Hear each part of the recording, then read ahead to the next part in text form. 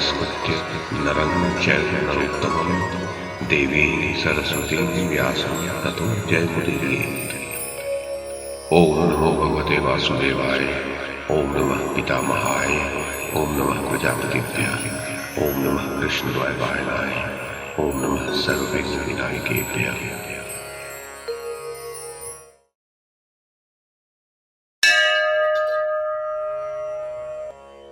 वैशंपायन जी कहते हैं, शत्रुदमन जन्मेजय, सूर्योदय होने पर मुनिवर धौम में अपने आहनिक कर्म से निवृत्त हो राजर्षि आर्ष्टिसेन के साथ पांडवों की ओर चले।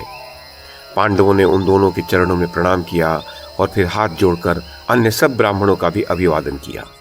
फिर धौम्य ने धर्मराज का हाथ पकड़कर पूर्व दिशा की ओर संकेत करते हुए कहा, महाराज, यह जो समुद्र पर्यंत पृथ्वी पर फैला हुआ महापर्वत दिखाई दे रहा है, इसका नाम मंदराचल है। देखिए इसकी कैसी शोभा हो रही है। आहा, पर्वतमाला और हरी भरी वनावली से यह दिशा कैसी रमणीय जान पड़ रही है। यह दिशा इंद्र और कुबेर का निवास स्थान कही जाती है। सर्वधर्मज्ञ मुनिजन, प्रजाजन, सिद्ध, साध्य और देवता लोग इसी दिशा में उदित होते हुए सूर्य का पूजन करते हैं।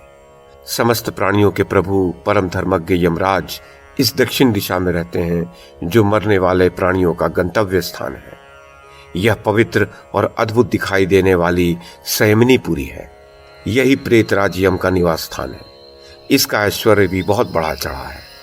इधर पश्चिम की ओर जो पर्वत दिखाई दे रहा है, उसे अस्ताचल कहते हैं। महाराज वरुण इस पर्वत और महासमुद्र में रहकर प्राणियों की रक्षा करते हैं।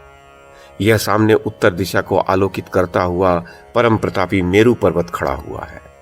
इस पर केवल ब्रह्मवेत्ता ही जा सकते हैं। इसी के ऊपर ब्रह्मा जी की सभा है और इसी पर वे स्थावर जंगम की रचना करते हुए निवास करते हैं।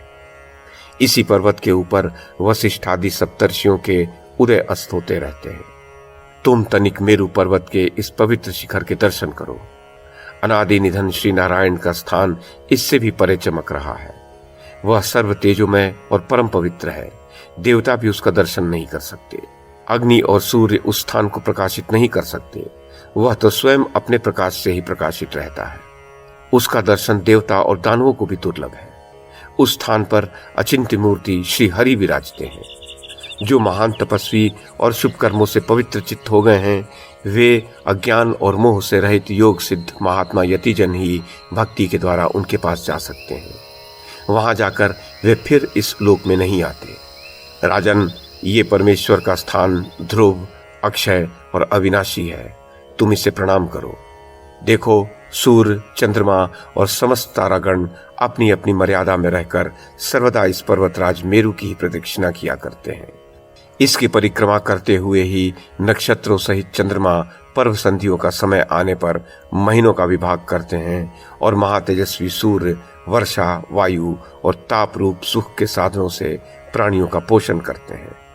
हे भारत, भगवान सूर्य ही समस्त जीवों की आयु और कर्मों का विभाग करके दिन, रात, कला, काष्ठा आदि काल के अवयवों की रचना करते हैं। वैशंपायन जी कहते हैं, जन्मेजय, फिर उत्तम व्रतों का पालन करने वाले पांडव लोग उस पर्वत पर ही निवास करने लगे। अर्जुन अस्त्र विद्या सीखने के लिए इंद्र के पास गए हुए थे। वे 5 वर्ष तक इंद्र के भवन में रहे और उन्होंने देवराज से अग्नि, वरुण, चंद्रमा, वायु, विष्णु, इंद्र, पशुपति, परमेष्ठी ब्रह्मा, प्रजापति यम, धाता, सविता, त्वष्टा और कुबेर आदि देवताओं के अस्त्र प्राप्त किए। फिर इंद्र ने उन्हें घर जाने की अनुमति दे दी। तब वे उन्हें प्रणाम कर बड़ी खुशी खुशी गंधमादन पर्वत पर लौट आए।